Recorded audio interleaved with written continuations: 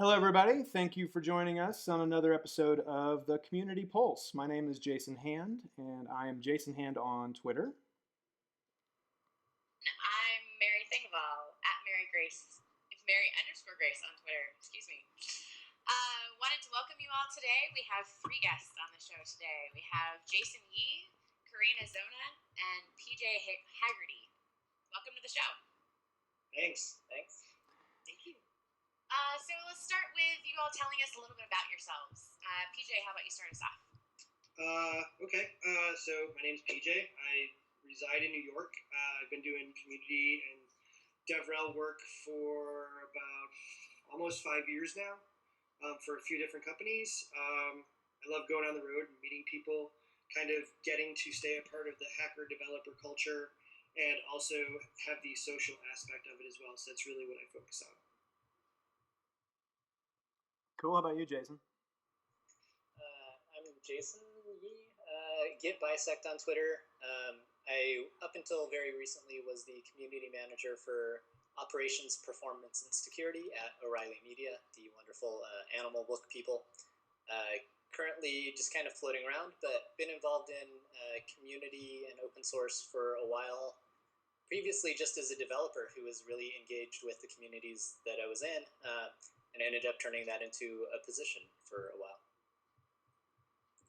I'm Karina C. Zona. I'm CC Zona on Twitter. I am currently the title roughly undefined, but let's call it developer evangelist for Ruby Together. Previously have worked for Rackspace and a number of organizations, primarily nonprofit. I will say that's it. Well, it's great to have all three of you on the show. I think all of us kind of casually know each other through at least one, maybe more different Slack channels and Slack groups that we have out there as part of the greater community, whether that's evangelism or dev relations or some other mixture of all that kind of stuff. And the reason why we wanted to pull you three in here and have this conversation today was really just to sort of talk a lot about the importance of community in an organization, but also something we'll probably get into a little bit more. Just a few weeks ago, there was a conversation that took place on Twitter that many of us were active in, and a lot of us have some opinions on, and so we'll get to that for sure. But maybe for our first question, or first conversation piece, we'll kind of go around the horn, and maybe we'll start with you, Karina. But we'd like to know, for you, what do you think makes the developer relations and that part of the community part important to a company, whether that's your company or anybody else sort of in the world, basically? Yeah. We are the listeners in a lot of respects. I think in some ways we are the technical side of customer service.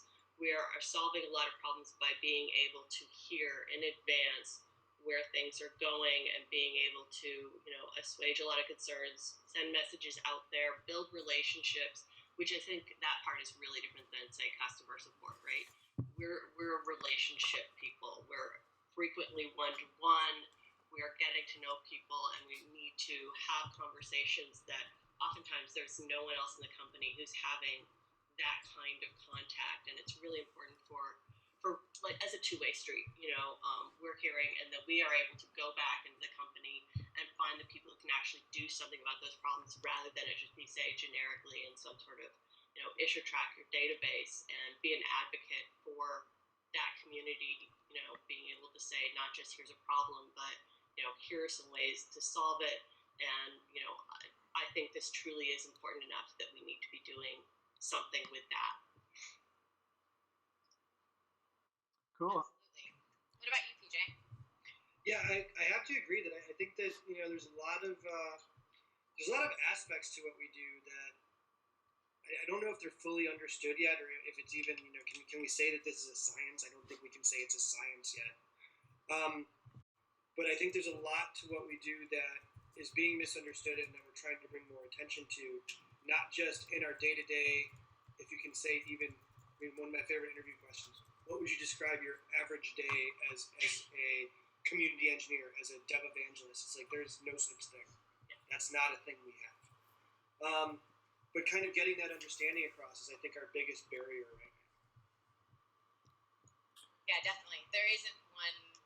Here's my typical day, because I'm sorry, my typical day depends on whether I'm in San Francisco or New York or Baltimore or Denver or wherever I happen to be on that day, and who I happen to be talking to, and what fires I have to put out, and yeah, makes sense. And it's not even a matter of physical location all the time. Sometimes it's a matter of mental location. You might be at home, like I might be here in Buffalo, but I've spent my entire day working with someone on a conference that we're throwing in Jacksonville, Florida. So that's where my mind is. I'm physically one place and mentally somewhere else. So, and that's obviously that's not a typical thing. I don't organize conferences every day, especially outside of my city. But it's a lot of what I do. And so, yes, is that typical? Not really. Is it something I do a lot? Yeah, kind of. And I think that's the other side of the coin is people think that, and this is I know Karina and I have talked about this a million times, the idea that the dev relations person or the dev evangelist or community engineer, whatever titles we want to use, is like the party person who they don't do anything when they're not at a conference. Perceived as. Perceived as, yeah. Not the reality at all. Yeah. Oh, exactly. This idea that we're party monsters who hibernate between conferences, apparently doing nothing except for writing a talk, which is of course the easiest thing in the world. To just come up with a technical talk that people can embrace. I'm picking up on some sarcasm there. Yeah, maybe a little bit of snark.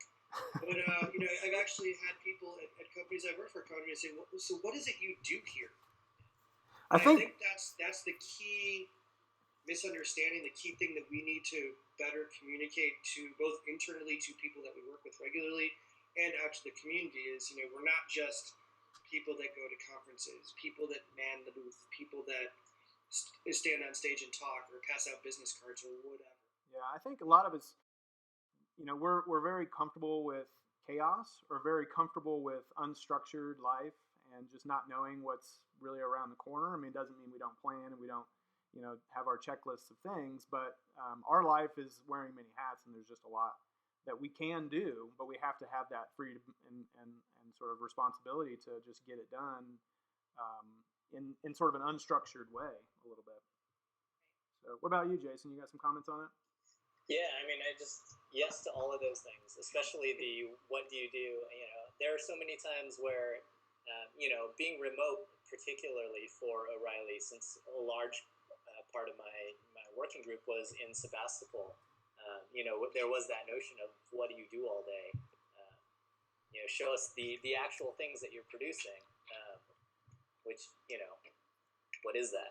And it's largely just a lot of it's conversations. It's interacting with people. There are no I didn't write a report about things, so it is that interesting thing of I think coming from a developer's perspective too, and this was really my first solid job of being a community person. It was so much easier and nicer when I first started, and I was like, I'm going to set up a Jira and I'm going to have these tickets. I'm going to just check them off, which is not what community is about. You don't have these nice, neat tasks that you can put into a sprint cycle and just check them off. Yeah, about the only real deliverables, especially like physical things that we can hand anybody, are just receipts. Which doesn't really help our case most of the time. So, yeah. And one of the things I wanted to comment about something Karina said when she was talking is having your sort of ear to the ground and know what's going on. And to me, that's a big reason why we call this show the Community Pulse, is that we try to have a finger on that pulse of what's going on internally, externally, the market, the technology that's changing. We are sort of like, I don't know, that oracle or something who's supposed to try to make sense of the unknown and then get that to the people that make other decisions. But that there's so much mysticism in that people get confused, I think, in a lot of cases. Well, I mentioned listening earlier, and I think an even more important role we do is I do a lot of interviewing. Anyone who comes and talks to me and says, I either like or dislike it, if you're engaged enough that you have tried it and have opinion, I am eager to probe you further so that I can bring back something more. And that is, again, a difference is, for instance, PJ's talking about we're not just party people. we're there to be able to socialize on a level where people are comfortable enough giving us, frankly, the critiques as well as the, can I give you an impossible ask, which I know, is far beyond what this company would do, but like, can I say it anyway and like see what happens? All that kind of building trust in order to be able to pick brains in a way that, frankly, someone, for instance, like support or someone who's selling stuff at a booth, well, I mean, like selling, the company, whatever, like those people are simply not trusted with that. And our job, our role is to be someone who can. I think, too, that part of it, and I think this ties into what you're saying, Karina, part of it is, a familiarity. Like, kind of the opposite of familiarity breeds contempt. It breeds comfort. When someone, when I was working, my first community job was with a company called Engine Yard. And after about 6 months, 7 months, like I kind of became the face of Engine Yard. That wasn't the face of calling support, like you're saying. Wasn't the face of going up to someone who's working the booth. Like, it was just PJ. And PJ's this guy I know. I've seen him, 3 times this year. And yeah, he talks about cool stuff on stage and whatever, and that's fine. But, like, I have a legit Engine Yard problem. Like, why are you doing X? Like, why is this happening? And he can answer that, and I'm comfortable asking him that question. And I think that's the thing, is you kind of become this avatar, if you will, of the people that you're representing. You become an avatar that becomes a single point of contact. And even if you're not able to ask that question or answer that question, like you said, you kind of interview people and say, that's good, but why? And kind of pull more information. And this is the other side of dev relations, is taking it back to the organization you're representing and saying, hey, I had a talk with someone who is a customer or a prospective customer, whatever. And they said they have this problem with X. What are we doing about that? I need to know, because I'm going to get back to this individual, and I need to know what the answer is the next 5 times I get asked. Yeah, and that's a huge thing for me. So I don't have a developer background. Like I can hold my own with some HTML, a little bit of CSS, learning some other things, but like I don't have an in-depth knowledge of the products that I'm talking to people about in the companies that I work for. And so I think the key for me is that, like, okay, cool, I don't know the answer. I know the right people to connect you to. And I think that's a huge part of our job as well, is even if we don't know all the answers, because we can't be expected to, but people know they can come to us because we're going to know who the right people are to send them to.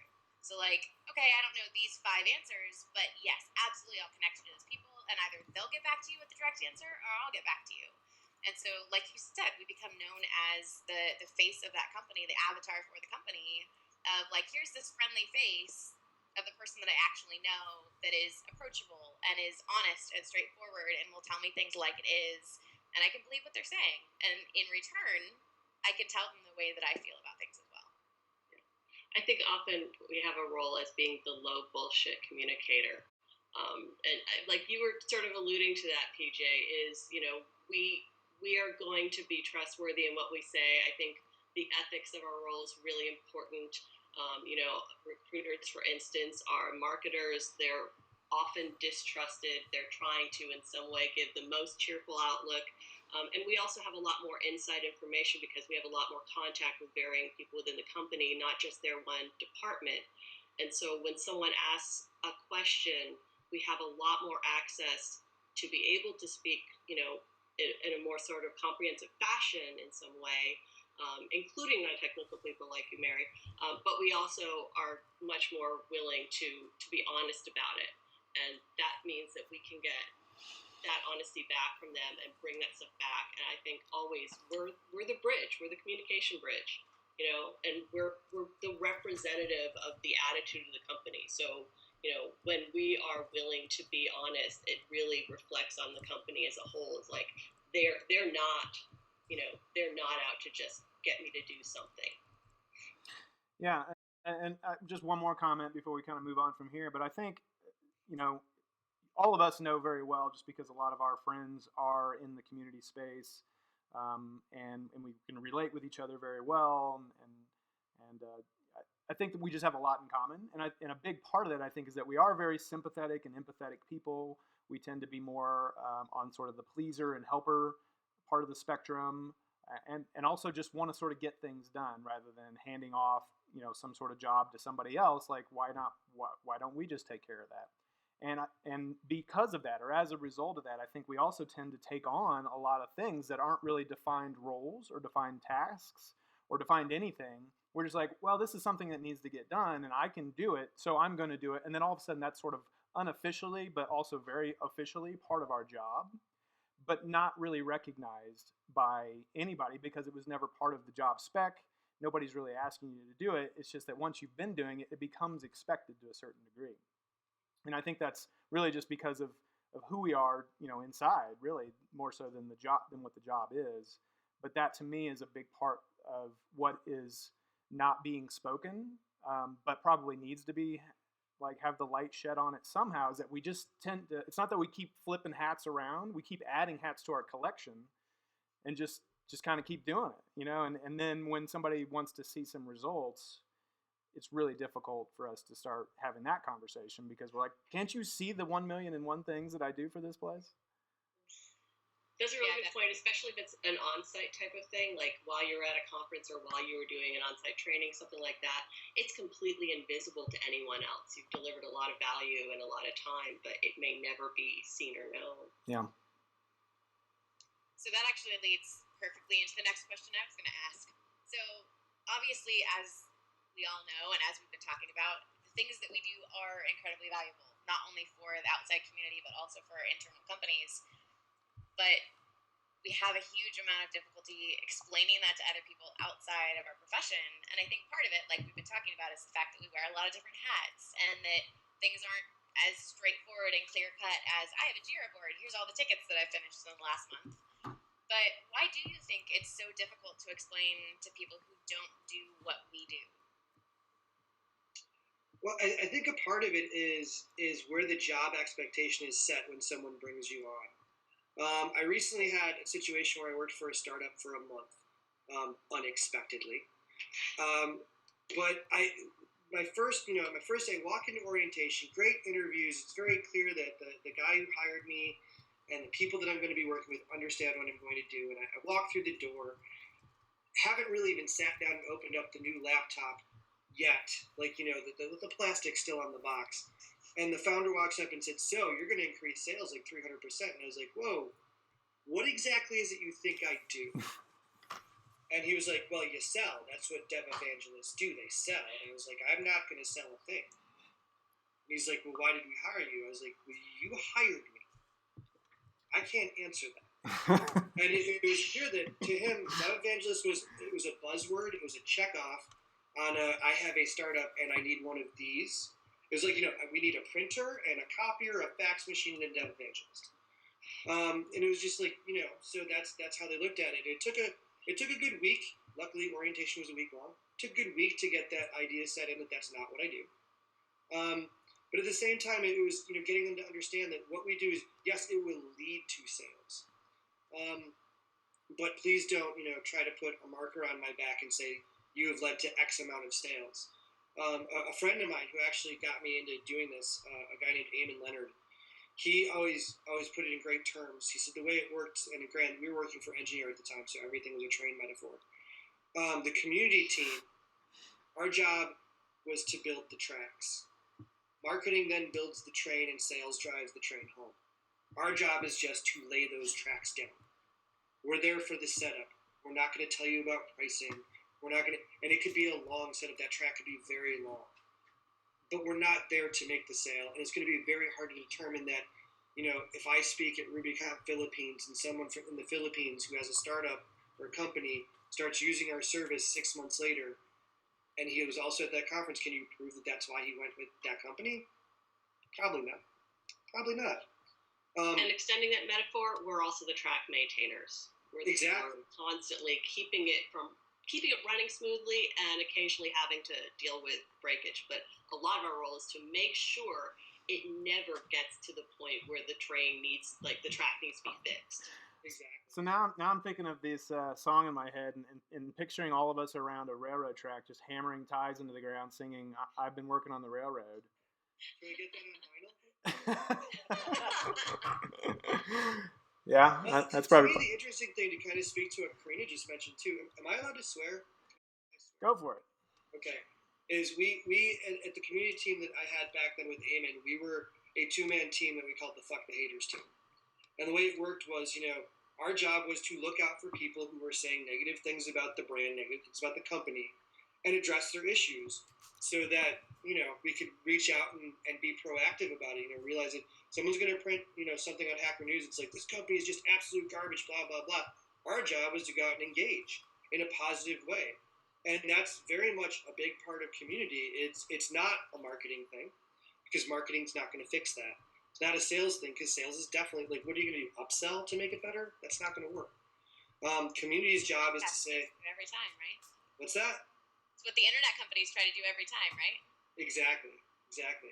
Oh, you don't like Time Warner? Here, we're going to package a landline phone with it. It's better now, right?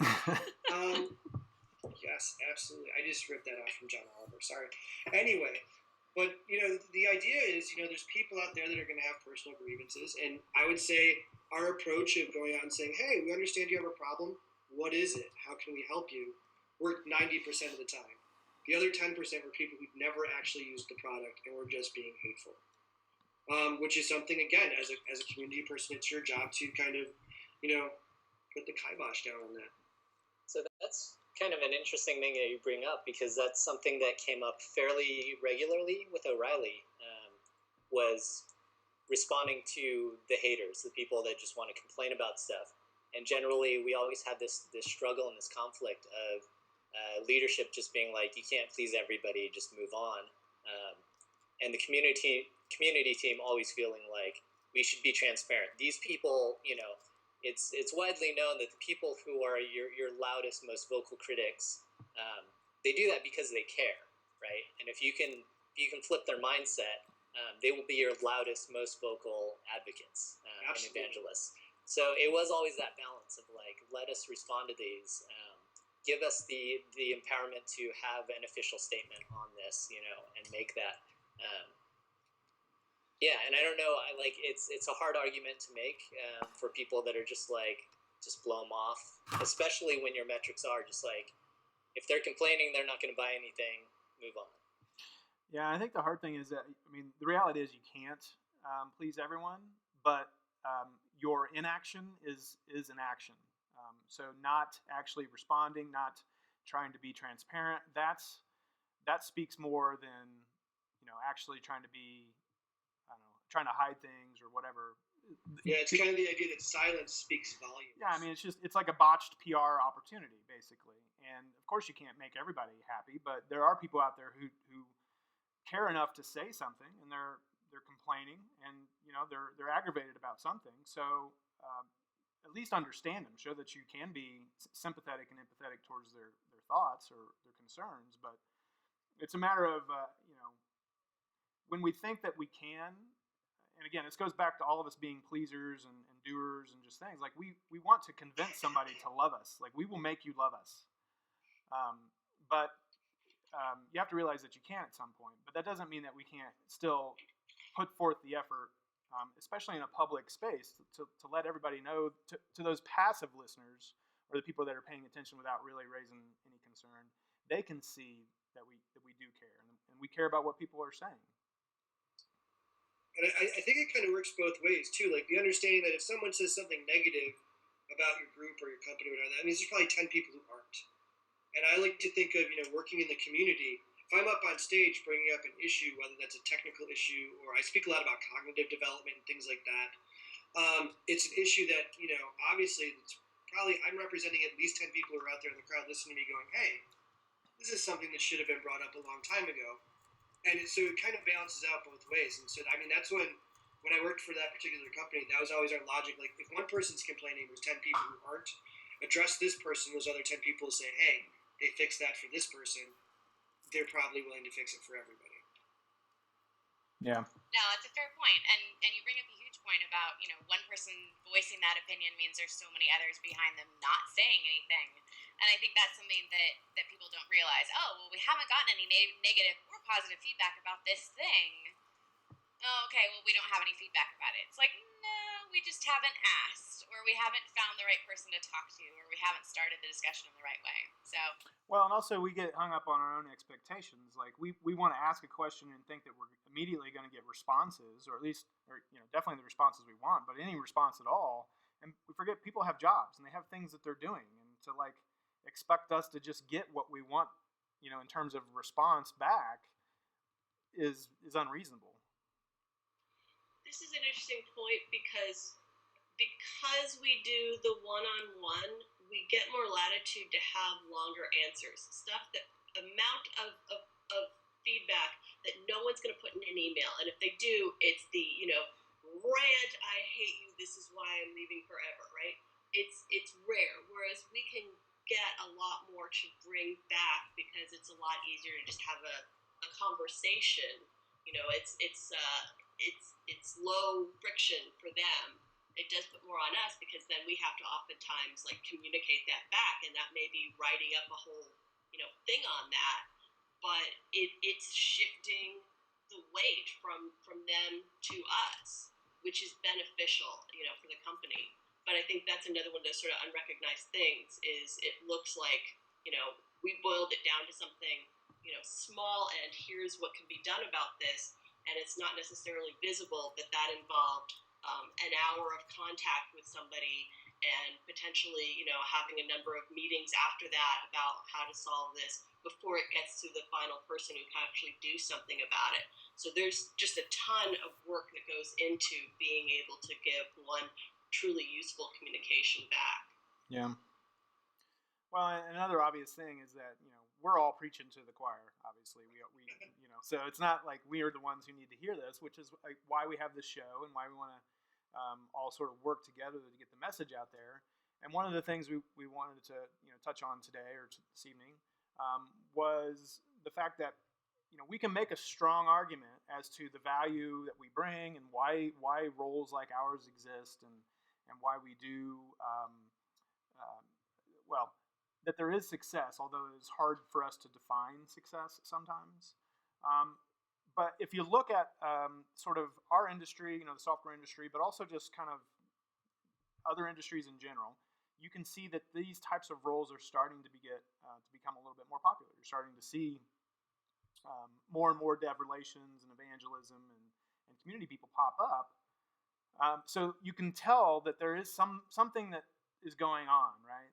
That we can see that it's getting traction. Yet at the same time, there's always these conversations about metrics and the frustrations about ROI, and eventually there's companies who just were unable to find a way to support the people that they brought in to do these things. And I think that's the main thing right there is understanding what do companies somewhere up the higher up in the food chain need to understand or need to begin doing to actually support us in the way that is good for the company, number one, but also good for us being sort of just generally different types of folks within the company in general. But it's that support thing. And I've got my own stories that I'll share, but I'd like to hear from everybody else first. But what have you seen work? What have you seen not work in terms of actually trying to support our types of roles? Let's start with you, PJ. Well, I think that one of the things that I've seen is at companies that I've worked at prior to them having a community person, whether that's me or someone else in the organization, prior to having someone in that role, it was always kind of helter-skelter. They were still trying to do it, but you'd get your head of development to do it. You'd get your director of engineering to do it. You'd get one of the programmers do it, which means they're being taken off their main role. And what we saw, at most of the companies that I've worked at in doing the community role is that when you do that, that's the minus. You put a community person in place. Now you have someone who can take on that role. Especially when I was an engineer, like we took over all the speaking roles. The engineers were thrilled. They didn't really want to have to develop a talk on top of their day-to-day stuff. They didn't want to have to develop a blog post on top of their day-to-day stuff. So we would ghostwrite things for them. They didn't, they wanted to go to the conference, but they didn't want to have to be the face of the company or have to wade in if they didn't know a lot of people at said conference. So we were there to kind of even be the ambassador, like, hey, this is Jason, and Jason and I work together, and I know that we all know each other. Karina, you and I have known each other for years, but this is Jason. Let's get to know Jason. And, like, it's just a good way to reach out. We've saved so much time and so much energy. And that to me, I think a lot of companies realize is so much more important than ROI. It's just a matter of realizing that yes, you are going to have to pay someone to do this. But that's the key. That's the key value there. You have a face who's out in the community, who's also helping bring things back together internally. There's you can't put a price tag on that. Yes, you can. I disagree because and we value this all the time in other parts of our field. As industry as a whole, specialization. Especially when you're talking about programmers, we are really good at saying get narrow specialization and get someone who's very good, very experienced at just that niche. And then you have them basically go and also do some things that you have no specialization and no interest in and really find vexing and annoying and everything else. And it's going to take a couple of days out of your work, every couple of weeks. The value is you've got someone being paid highly to do something they do well, and then you're wasting that by having them do something poorly. So the value on that is you should want to pay someone to do well so that other people can do what they do well. There is some sort of measurable financial value in that, but it does take a different way of thinking about, for instance, salaries or expenses. I think somebody mentioned, all we could really show is receipts. And that's a big problem for us is because oftentimes our role is to spend money and there is nothing tributed back for, what was the inflow from that. The outflow of money is really obvious and large. I mean, compared to other departments, often, we're one of the big tickets. And so, if all you see is that, then you're going to always see dev relations as some sort of financial burden. You have to be able to see it as, and the trade-off is we have tremendous value in who gets to stay focused on their valuable work. Mm-hmm. And that's a huge point because that's a problem that gets brought up anytime, if you're talking about priorities with the product or rollouts or, change logs or whatever. What's our next big priority to move forward as a company? Okay, well, who has the most time and what requirements is it going to take and how much time is it going to take and how much money does that mean and all of those things. Those are conversations that happen every day around okay, well, can we afford to use 3 people's time for 4 weeks to do this one project? And I think it differs from company to company too by size. Karina, I think what you said was what I was trying to say and really screwing it up. But I think what going back to what Mary said, I think that what it is, with a small company, you're going to say, all right, we've got 5 developers and 1 person in marketing, 1 person doing this, and that's all we've got. And everybody has some skills. We're going to have to mix it up, and people are going to have to overlap roles. When you talk about a bigger company of even 20, 25 people, there's no reason why each person in that organization can't be specialized enough to do the role they were hired for. And if that role is community, then that's taking the burden off the people who, when you were a 5 to 10 person company, were having to do that and not get your product to roll out as quickly as it could. Yeah, and I think, so beyond that, you have the thing, right, where if I'm leaving a great developer, so I can calculate, I'm saving this developer, 10 hours a week working on some presentation that he would hate giving, right? So I can calculate his rate and say that's maybe part of my worth. I think one of the big things about community is because we alleviate problems, it's almost like the same problem that security guys have, where when security guys are doing their job, there's no big hack. So you can't measure that and say, we saved $1 billion because, Sony didn't get hacked, right? It just never happened. You never know about it. Maybe that should be our argument. You know how you know your community developers are worth the money you're spending on them? No one hates you right now. It's true. Some community managers' role is to be, at least in part or exclusively, doing things like moderating forums and lists and IRC. If no one's burning that down, congratulations. And that probably means someone was busting their butt to make sure. Oh, hell yeah. Heck yeah. So let me ask you this then. Let's just say in a perfect world, because I'm guessing all of us right now, we have someone that we answer to. I know I do. There's some boss that we, is our superior. let's just say that. I'm gonna chime in here and say I don't have something. Don't you have me to answer to them? Don't you have a cat or something that's bossing you around at home? I'm sure there's somebody who's in charge of you. Well, I mean, if Jason's going to say it, I'm just going to add that I have issues with authority anyway, so yes, I technically have someone who's on a chart above me. Okay, fair enough. I know we're all rebels around here, but different fields. I want there to be a manager who is really a strong advocate within the company. Kind of what you were talking about, PJ, with you had a manager who really got it, and then there's a CEO who doesn't. There needs to be someone who is that buffer, who is saying, what you do, I agree that this budget, makes sense. The thing right now that you want to choose as a priority, I'm going to trust you on that, and I'm going to make sure that people above, that are, if they don't at least have buy-in, that I'm going to strong arm them into like this anyway. That there has to be someone who's taking care of letting debt relations happen. Yeah, well, and that's kind of where I was going. Is like, what's the thing? If whether your perfect world is that you are your own boss, or that you've got this one like unicorn boss ahead of you. What's the one thing that you want them to be able to do? To step up to the plate, or to take one for the team, or to do something that really is the key like indicator is the best word I can find, where they are supporting you. Like this is exactly what you need. Somebody in my corner to do this for me, so that I can do my job well and not worry about what everybody else thinks. I think you just actually said exactly what it should be. I think in a perfect world, the person who is above you is an umbrella. They're not coming to you saying, "Oh man, budget, it's going to be really tough for me to fight for you." I don't want to hear that. Fight for me. Fight for me and say it didn't work.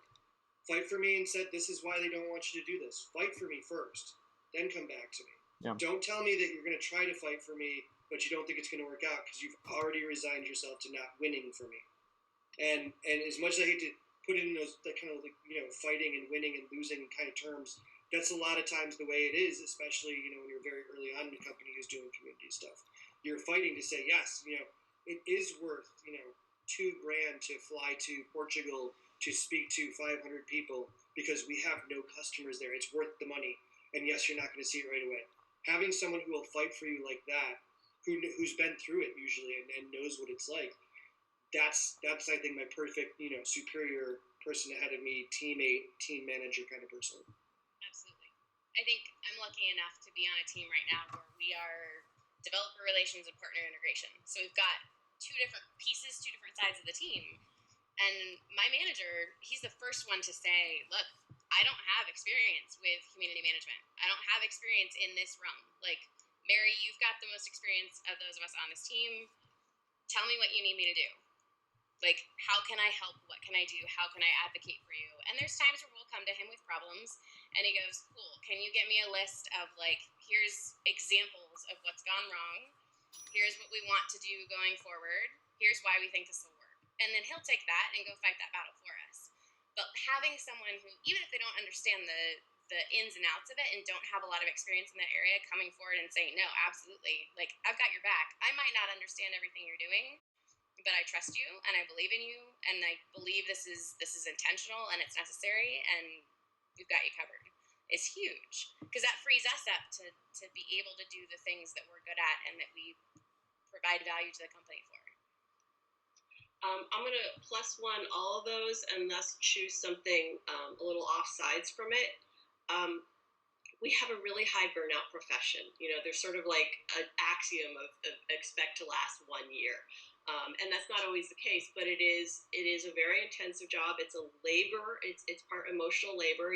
Like once we're out there, we're often being all day long for many hours in a very loud environment, just really, trying to build enthusiasm, which means we have to start from a place of a lot of energy and enthusiasm and sustain that for a long period of time. At a conference, it may very well be if you're staffing, say, a booth, or more likely organizing the booth, right? Like the workday may easily start at 6:30, 7 a.m. in order to make that happen.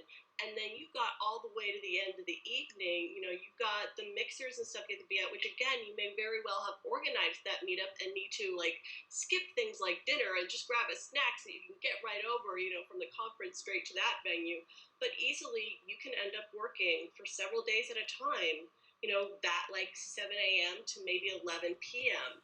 And that has to be sustained. So having managers who comprehend that, and this, I think, PJ, you started off with, it's not a party job. We may be attending parties and participating in parties and organizing parties, but it is actually the least partying thing of anyone else there, right? Like, we have to be able to have someone who's backing that, yeah, you just worked a series of, 3 days that were actually more like 6-7 work days.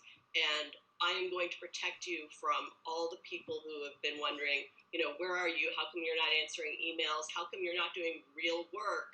And say like, no, actually what you have is, at least 1 day of paid work time off. Go not do some stuff right now so that you can sustainably be doing this work. So I really value having that person who gets that one issue. And then the other one thing is, I know one company that has a rule of you can only do direct flights. So we only have you serve places where from your airport you can do a single direct flight. And the amount of burnout that saves, just not having to deal with transfers and hubs and so much more time in the day, is like, you get it. That's huge, yeah. Right? So PJ was talking about this event he had to actually turn down called PHP Cruise. To me, that sounds like that might be sort of a party, or at least a really fun event. You know what? Sometimes it is. I mean, it's not black and white. Everybody likes to think, oh, you're a big partier. Oh, that's a lot of hard work. No, there's some gray area. Oh, totally. PHP Cruise is definitely a good example. But I mean, even we threw Distill. We did Distill in 2013 and 2014, and I'm not gonna lie, that was an absolute blast. But yes, I was up at 7 o'clock every morning, and yes, I didn't go to bed until 3:30 every morning. But the energy of the conference kept you going, and it was a lot of fun. And I didn't speak there. It took 9 months to organize, and I was the MC and running all day long. And yes, I may have had a few beverages, and yes, there was probably karaoke. There's always karaoke where PJ is. I mean, And if there's not, there needs to be. We're just. And if there is, sometimes Mary doesn't show up. We're just partiers. We're just partiers with a drinking problem. We're drinking people with a partying problem. Whatever that joke is. But yeah, I mean, like for example, RailsConf. I think this speaks a lot to what Karina was saying. RailsConf is coming up, end of April, beginning of May, somewhere in there. RailsConf to me has always been for 20-hour days, and it's just because there's a lot of talks, there's a lot going on. It's a multi-track conference, and it starts on time and it ends on time, and you're lucky if you get a chance to go toss your bag in your room and go get some dinner with your team before event starts, event X, whatever that might be. Mm-hmm.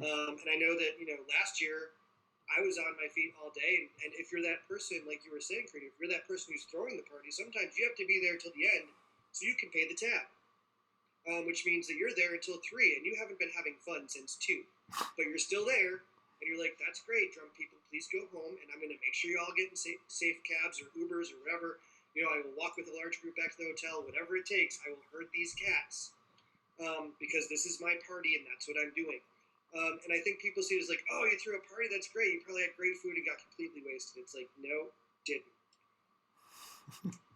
That's not what we do. It's essentially like being the designated driver, right? Exactly. Exactly. Everyone loves to go to the party. Nobody wants to be the designated driver. And that's not to say you don't have fun, and it's not to say that you don't enjoy it, but there's a price. And the times where we do get to go and enjoy the whole thing is our reward for all the times that we are up till 3 making sure that people get back to the room safely. Exactly.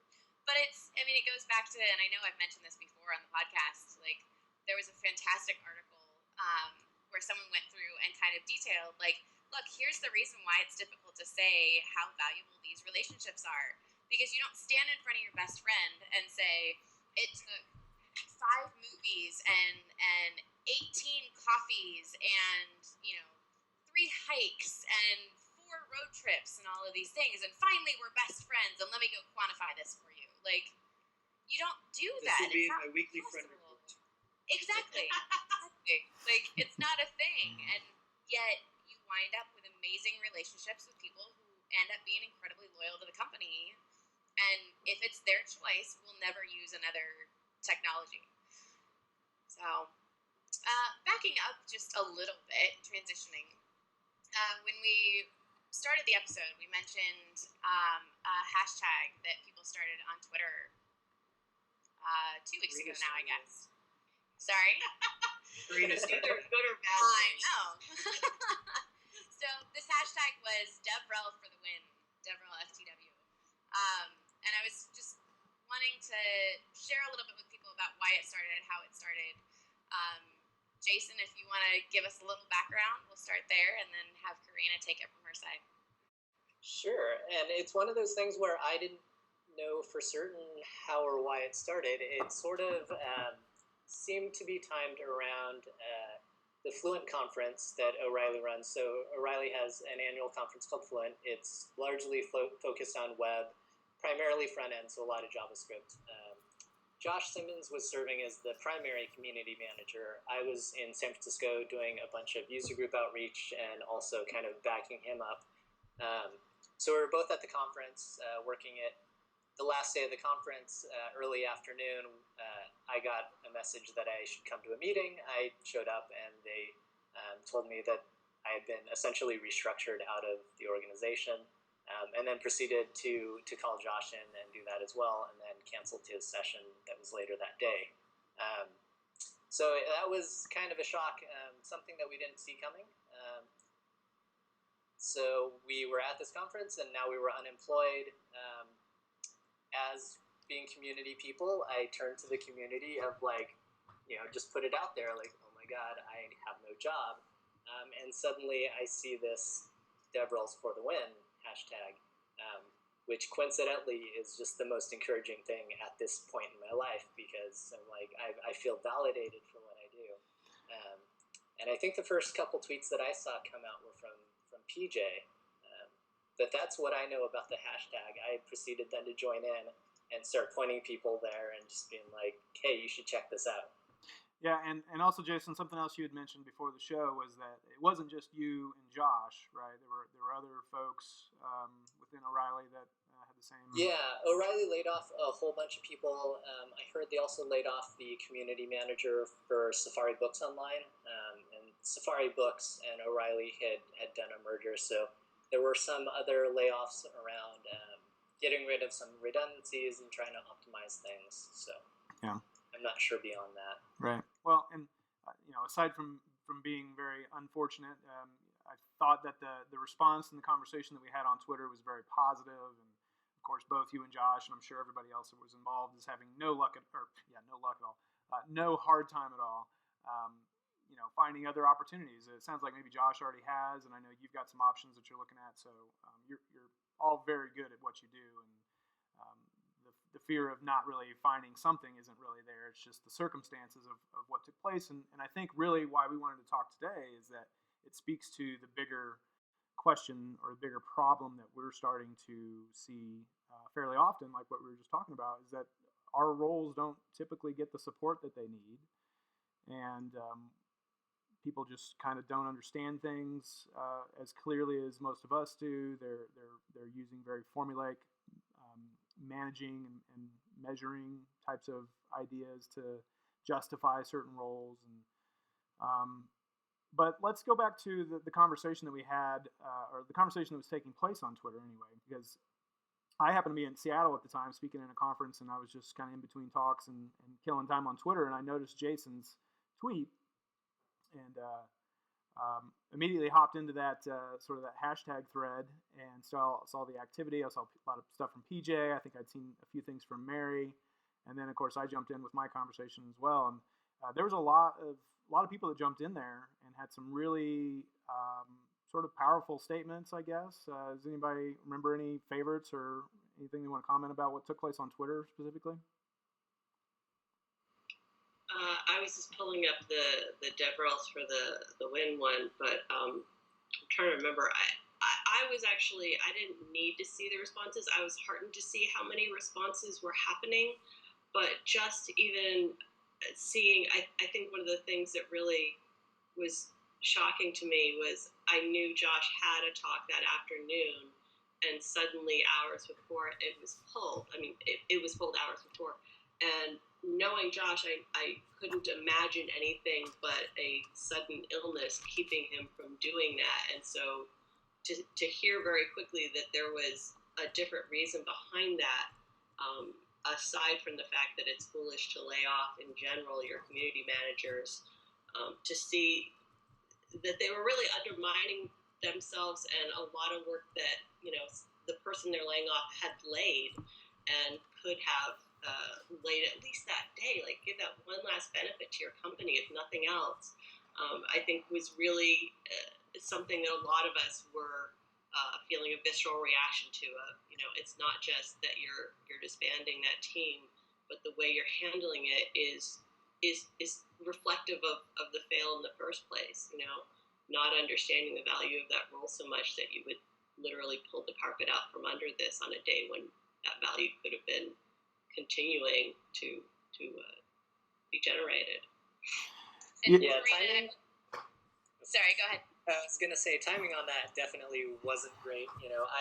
They called me in right before I was supposed to head down to the South Bay to go to a meetup group where I was gonna give them a bunch of free books. And so it was that thing of like immediately after getting laid off. The funny thing is, community is in our veins. It's what we do, and I think I told someone during the process of the layoff that my being in the community for O'Reilly was partly O'Reilly, but it was me. You could say that I was the face of O'Reilly for a lot of people, but it still is my face. And so it was that thing of like immediately after getting laid off, not like the first person that I called surprisingly wasn't my wife. It was the leader of the meetup group being like, hey, how can I get these books to you? Because your meetup starts in an hour. But I think that's who we are. It's part of what we do, being in the communities that we serve, regardless of the company that's backing us. Yeah, I think that's a good point. I mean, even in the face of that sort of unfortunate circumstance, our initial reaction is, oh my gosh, there's still people who are depending on me, and I still got to do this thing, and it's not for O'Reilly. It's because I am to those people O'Reilly, and I have my own name that I have to protect here, and I guaranteed them a box of books or whatever the case may be, and despite what just happened, I still feel something that I want to provide. Well, I think the interesting thing is, I'm sorry, Karina, go ahead. As much as obviously there was a particular instigating event, the hashtag and the sort of conversation that preceded it on the Slack, which has about 350 members who are all in dev relations, was about the bigger picture, and I think still belongs on the bigger picture, because just focusing on one company's decision on one day misses that this is something that is a problem in general of how dev relations is perceived, how it is poorly measured, and the premises under, I think, Jason, you're kind of alluding to this. Ideally, we see ourselves as not serving the company, but as serving the community, and it's right there in the job title, and as soon as a company starts to see it as you are not serving us as well as we want to, or this doesn't serve our bottom line, whatever it is, they're cheating themselves out of a tremendous amount of value that we're often the one person who is perceived as, quite rightly, as being on the community side, as being for them without agenda, and because we love to, and because that was what the job description is, and somebody has to really have faith that that is a worthy job description. Well, and Jason, I mean, I think you showed it in one of your tweets most of all. Like, you tweeted, look, here's my ROI, here's my metrics, with all this outpouring that I'm getting on Twitter of these people who were just amazed that we were let go, amazed about how we were let go, amazed that there's no longer going to be a community team at this company that we know and love and trust, partially because of the community team who's been there. And I think that's the thing that a lot of companies don't think about when they make these decisions. I mean, like you said, Karina, this O'Reilly is not an anomaly these days. How many companies have let go of their community teams the last few months, right? Yeah. And it's No, too. exactly. Yeah. Like, it's not an anomaly, but it is something that's worrisome, because how many of the companies are thinking beyond just, can we afford to pay these people? And I think some of the questions they need to be asking aren't, can we still afford to pay these people? It's, can we afford the fallout if we don't have these people? Can we afford to not have the continued conversations if we don't have these people? Can we afford to not be continuing to build these relationships that the community team is so actively building and fostering if we no longer have them? And it's those repercussions that I think a lot of people aren't able to see beyond, because all they're seeing is, well, here's the bottom line. Here's what I have to do for this quarter financially. Yeah. Well, I think that's part of the backlash too of kind of being a community person that gets let go. And Jason, I don't know if you saw this with O'Reilly, or if you know what's going on, behind the scenes or what have you. But kind of if it's clear that a company is saying like, oh, these community people or this community person doesn't meet our bottom line and is too expensive, they're saying they're cutting costs with the relation with the public. That's fine, but that also lets anyone who's out there that you've ever interacted with or interacts with your company know they're not really that concerned with talking to you anymore. And if they're willing to cut the person who's communicating, what else are they cutting that you're not finding out about? And that generally leads to some dissatisfaction. I know that in a couple of situations I've seen a community team get completely decimated, and they try to like cobble together something internally, and it falls on its side. It's Because something, again, no one has the time to dedicate wholly to that. right, and that's exactly what I was going to say. It's something that takes dedication, and if a company's not willing to dedicate that long term, then they really need to look at that up front.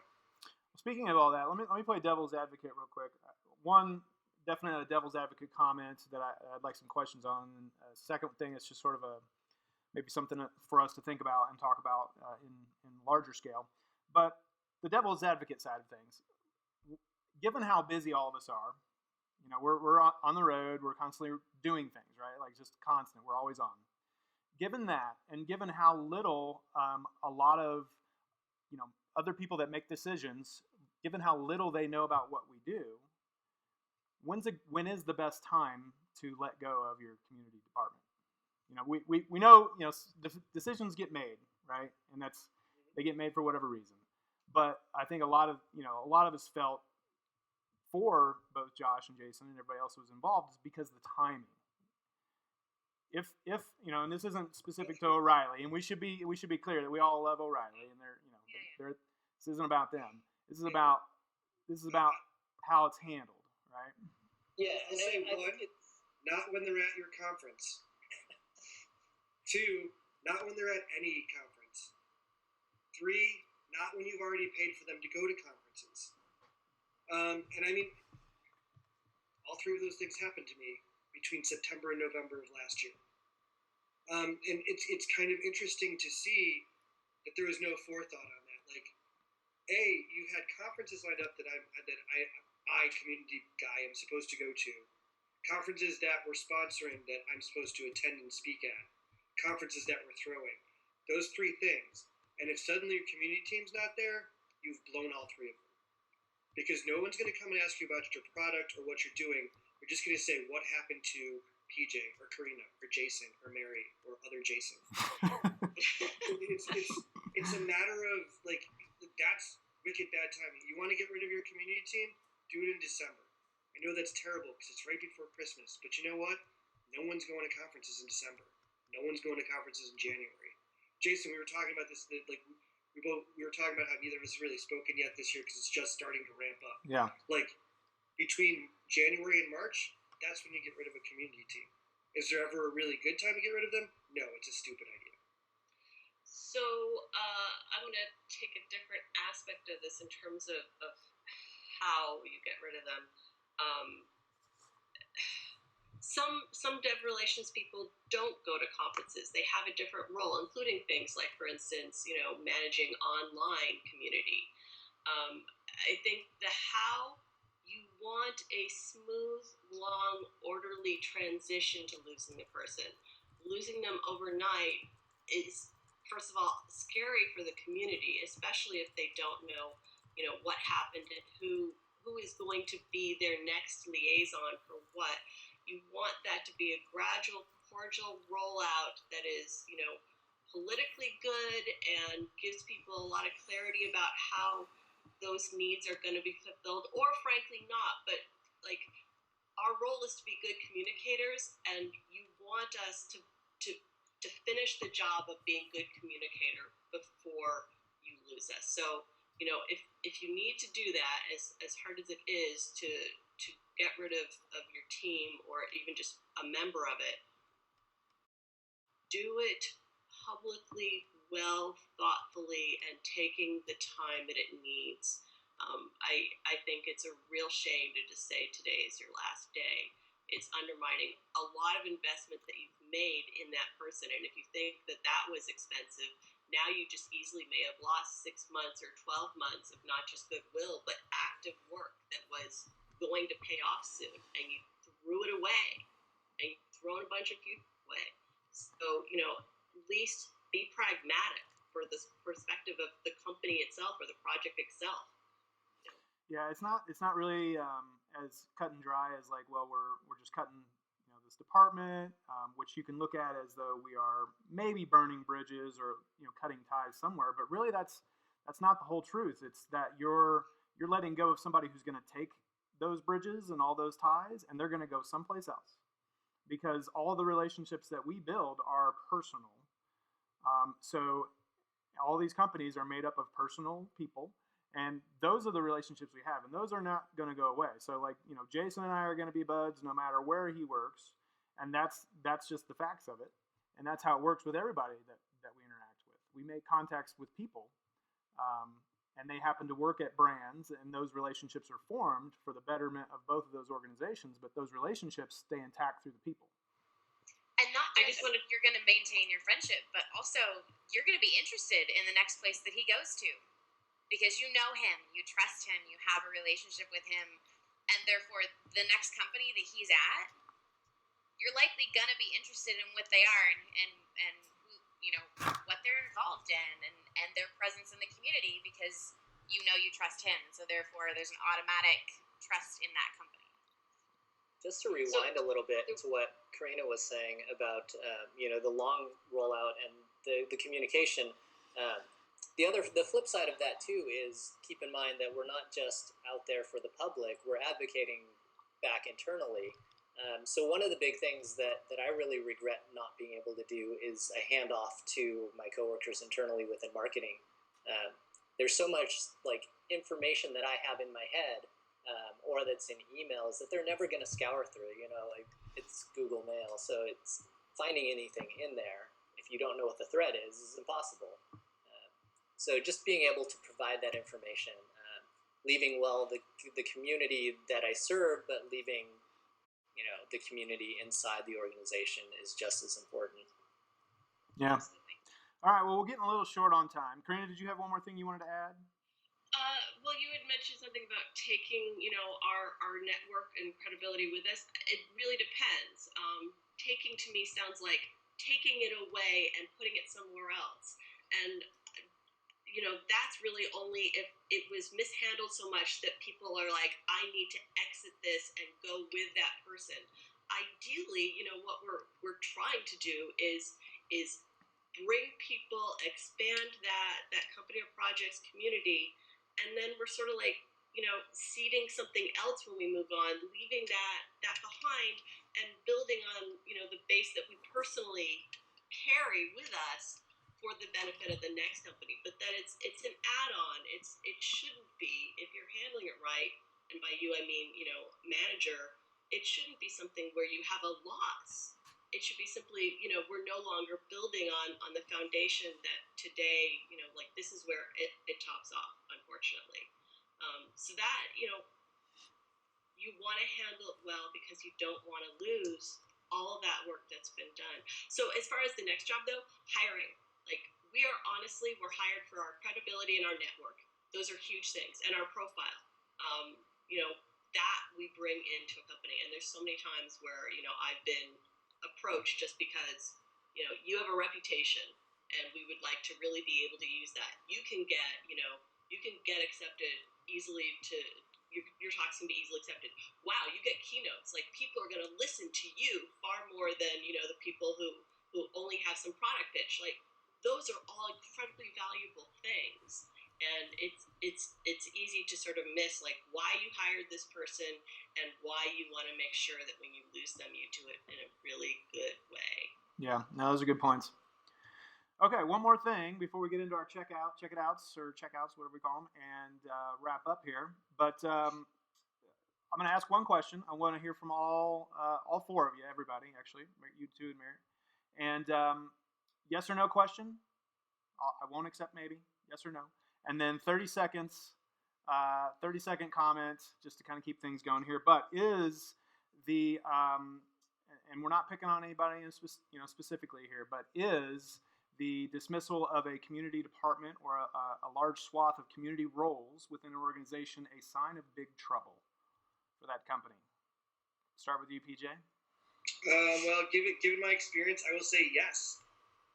The reason being is in the case of one company that I was let go of back in September, it was a sign that they were running out of money and they needed to cut people. The community team was just one group of, I think it was a total of like 35 people that got let go. In the second case, the entire company was tanking and everyone got fired. So community was just a small portion of that. But generally, I think that when people are saying we need to fix the bottom line, we need to get rid of these people that are communicating with potential current and prospective customers, that's usually a sign that you have a problem.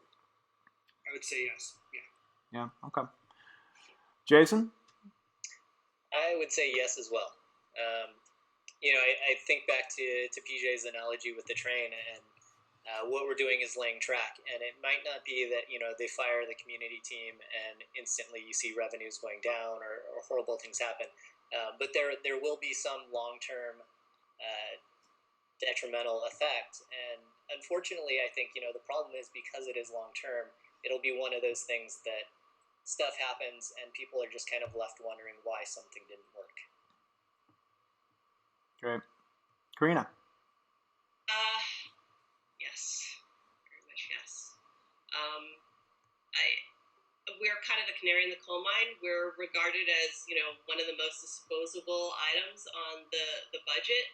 And so when you see DevRels being disbanded, it is a sign definitely that there is more cutting ahead.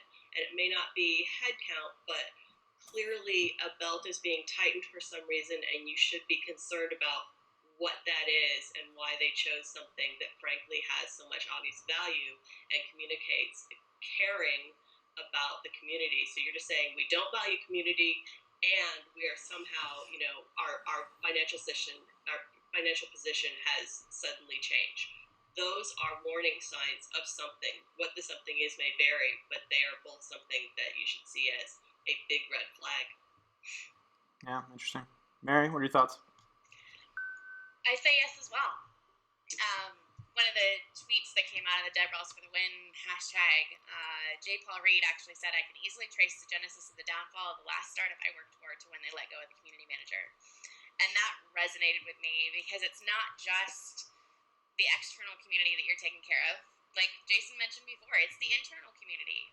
You're the one building bridges. You're the one that's the liaison between the people using your product and the people building your product. And having one person or a team of people focused solely on the community where that's their top priority and not their third or fourth priority, but their top priority means that you're building a product and pushing out a product specifically for people who are going to be using it.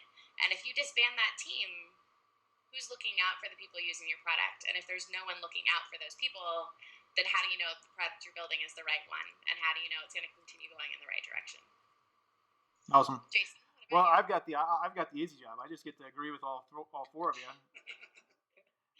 Certainly couldn't say no at this point. I'd be outcast.